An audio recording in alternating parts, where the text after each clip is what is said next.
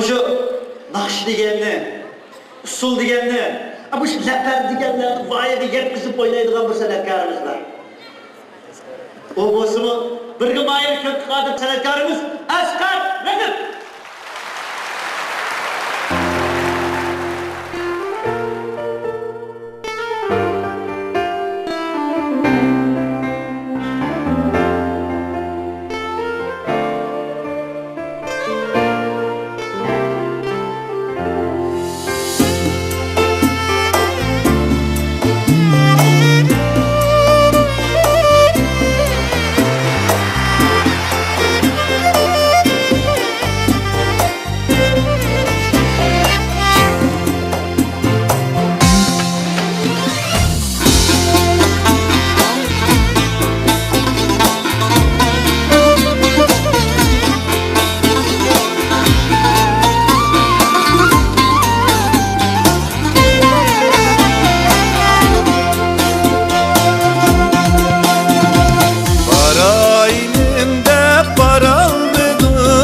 Yarınım dediğine,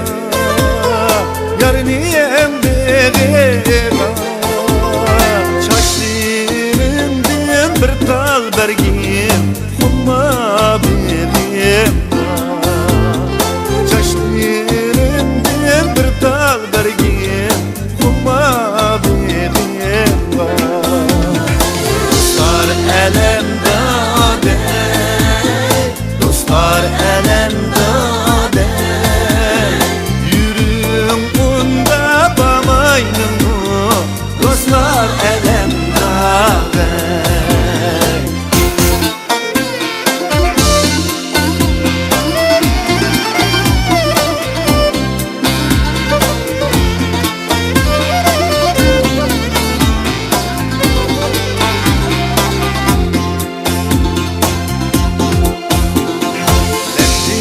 Derdim ötmegince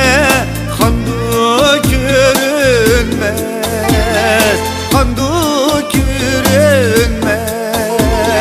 Ah uzat dinmegince yarım görünmez Ah uzat dinmegince yarım görünmez Dostlar elemde dostlar elemde de Yürüm bunda bamaydım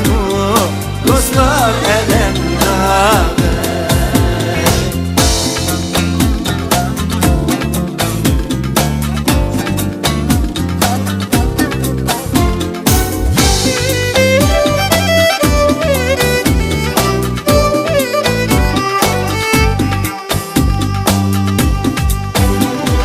Atam bilmez, anam bilmez Minnem halimni, minnem halimni Üstüm Hudayigem bilur, sargaygan emni Üstüm Hudayigem bilur, sargaygan emni Dostlar elem